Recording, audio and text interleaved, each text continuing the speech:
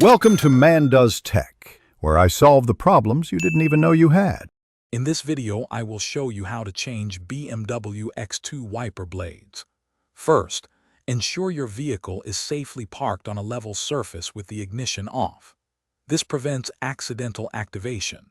Gently lift both wiper arms away from the windshield until they lock into their service position. Have your new wiper blades ready, along with a soft cloth to protect your windshield during the process. Now, let's remove the old blades. Look for a small tab or button where the wiper blade connects to the arm.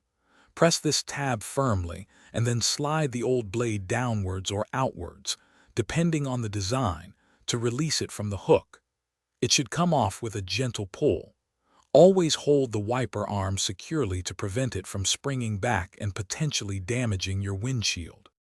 With the old blade removed, it's time to install the new one.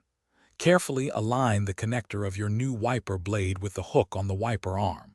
Slide the new blade upwards or inwards until you hear a distinct click, indicating it's securely locked. Give it a gentle tug to confirm it's firmly attached and won't come loose during operation. Repeat for the other side.